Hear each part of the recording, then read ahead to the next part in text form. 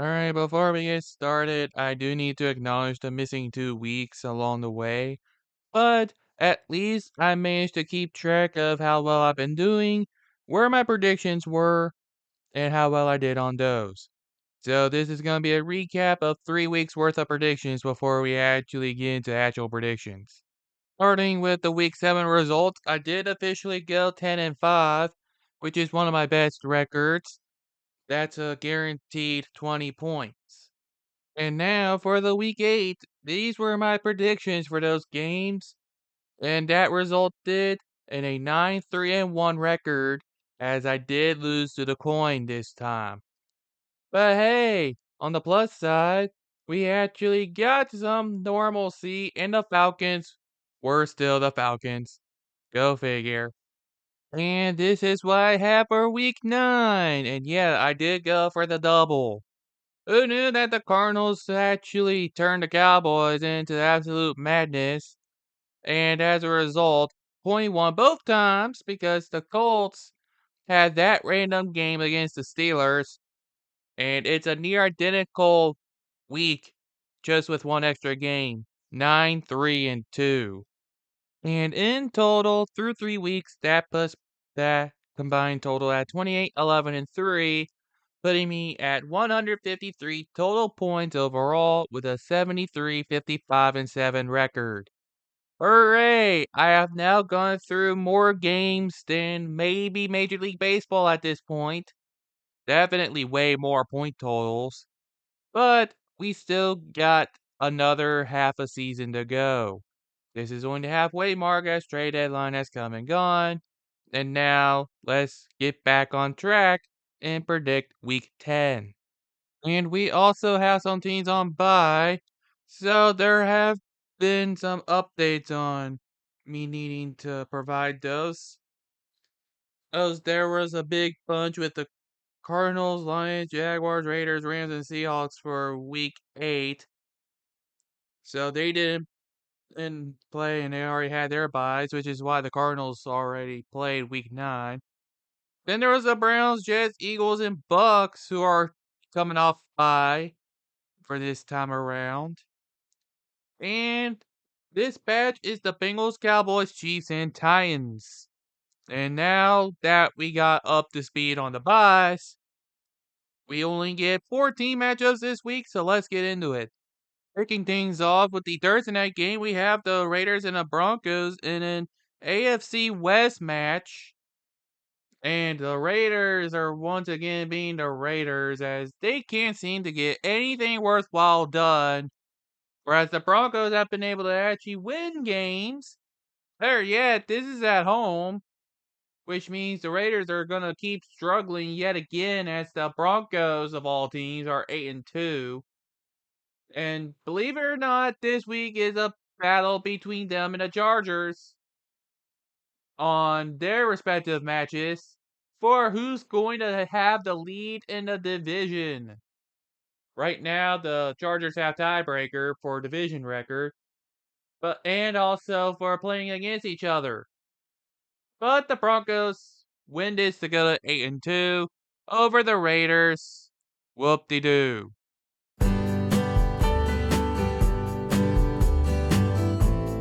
It's time once again for us to head to Germany, as the Falcons will be representing the NFC South this time around. But they're the designated road team for this as the Colts and the surprise of the century. Well, maybe not surprise of the century, but they're definitely the biggest surprise of the year right now. But we all know how this is gonna go. As provided that the Colts are actually able to maintain their winning ways and get back on track, I bet to you this is gonna be one of those random games where it's much closer than it probably should be. But it seems to be one of those weird trends where the Falcons try to keep it competitive against good teams. They'll do it once again this week as the Colts end up winning in a close one. So don't be surprised if the Falcons take this one because it's weird. Oh, how lovely. The Giants are still derping around after they had lost Scatabo for the season. What a rookie career cut short. Well, he'll probably be back next year, but he's definitely going to be facing an uphill battle as a running back. And against the Bears, it's either they're going to find a way to win this game, or the Bears actually made to overcome some demons for once in their lives. Which one is it going to be? I guess in a bit of a tentative motion, I'll go with the Bears. If only because they seem to have something straightened out for right now. Maybe.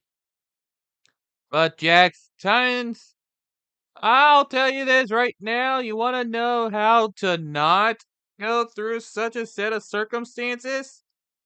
I'll give you a set of circumstances for you to bear. This is one of those times where the Jags start looking like their old selves, and they're gonna look like their old selves against a division rival, and Texas no less, and Houston comes out on top. That's how things tend to go with Jacksonville as they continue to struggle.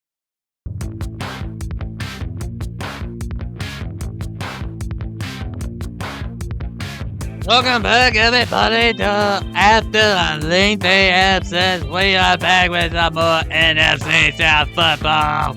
And this time around, we have ourselves quite the matchup. The Panthers actually being surprising. They actually managed to win games. What an impressive feat for Dave Canales and the crew. But it has been ugly. And Bryce Young is still trying to make sure he can prove himself. Who they have here? Well, they're going to be having a home match against the Saints. What a lovely rivalry this is, as they are moving on to shall see what they can do. Oh wait, it's still more of the same. It's the Saints going in, trying to find their second win of the season, but they failed to do so, as they once again proved to be the Saints. And it's gonna end up being the Panthers to take on this overdue moment of NFC South football. Are you ready to embrace the mediocrity yet? Because, get this, Panthers have a chance for a playoff spot right now. And that's how you know things are screwed up, because it's NFC South football. You know, the Dolphins have been pretty much a very busty team. They just fired their GM after losing on Thursday Night Football. It seems all but inevitable that Mike McDaniel is going to be getting the axe. They can hold on to that mini-bye for a little bit as they end up being demolished by Bills. And it'll be a season sweep down there in Miami. Certainly will be a sweep. And then we get the Battle of Mid, and the Ravens trying to get back on track versus the Vikings. And I still don't know what kind of sample size we can get out of J.J. McCarthy. Carson Wentz is pretty much done for the year. And I guess just because they're gonna be coming up a Thursday night game, and a snoozy game, I guess the Ravens can take this one. I guess. Maybe.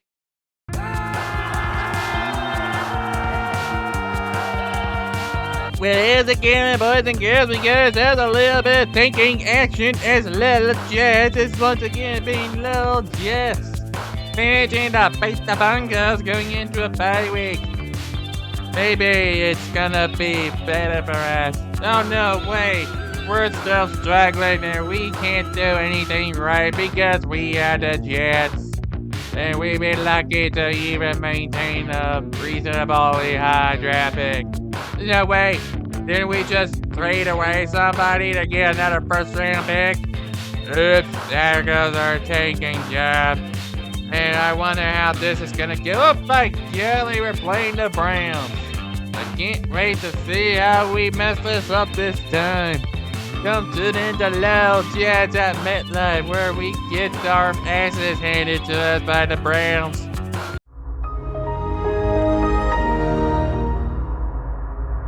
If you had told me earlier in the season that Patriots versus Buccaneers would be a battle between two teams that have yet to suffer a third loss, I would be absolutely laughing over such the suggestion.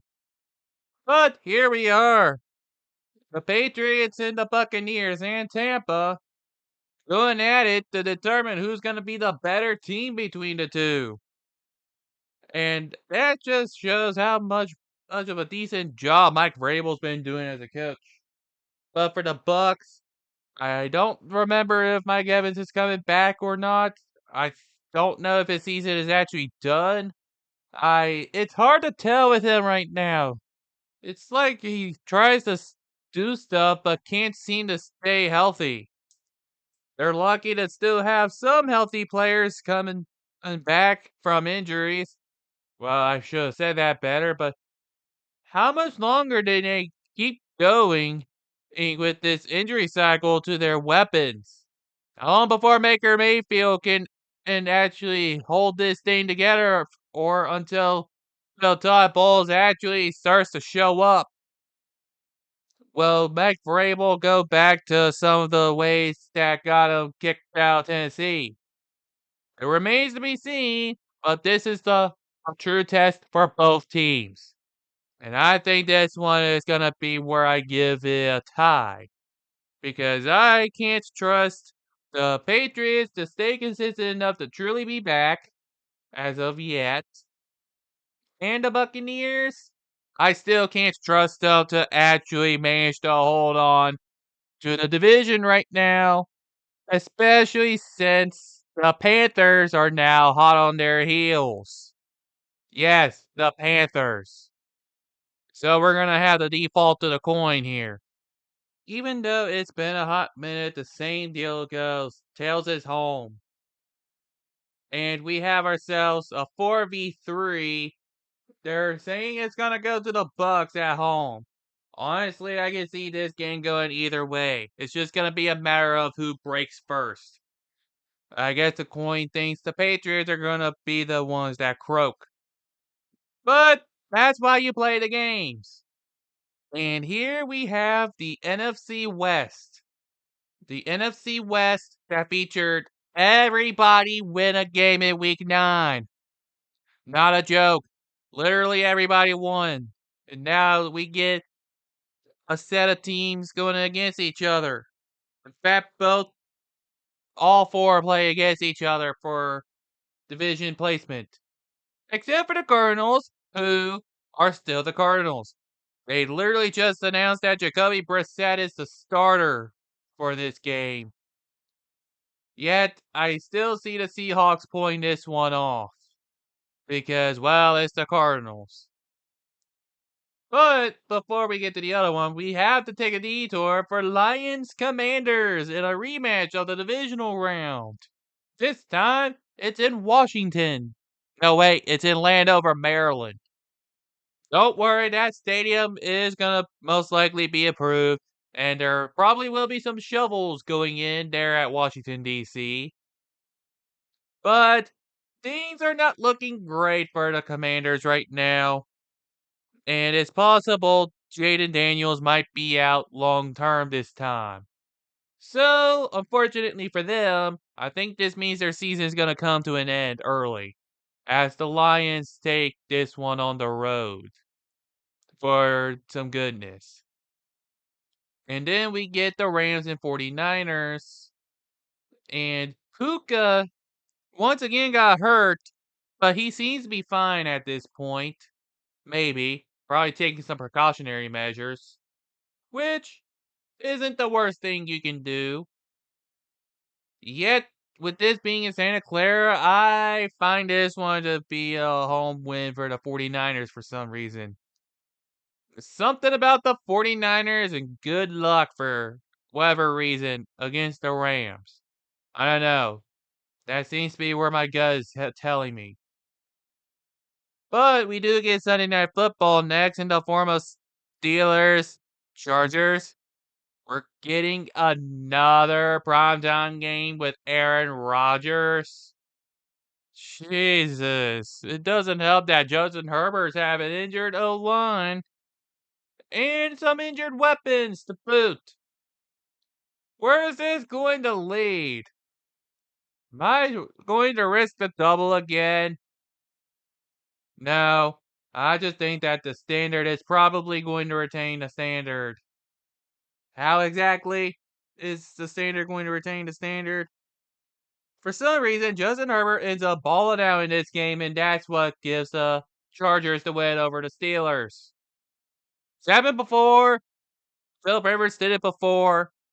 Watch it happen again. I guess you could also argue that travel can be an issue. So take that for what it's worth. But we do end things off with a Monday Night Football match between the Eagles and the Packers. Now, this is a rematch of the Brazil game a couple years ago.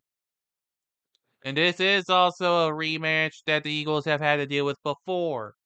I believe this was a rematch of the wild card round. However, even though the Eagles are coming off a bye, the Packers are playing this game at home. So there's going to be a major factor right there. It also doesn't help that the Eagles are still hitting themselves in the feet with Mike. Nah, do I even say it right? Sirianni, you're a Nick. How about I call you Dick instead? Because you're losing this one on the road to the Packers. I don't care what you think. If this goes to plan, Seahawks take the 1 seed.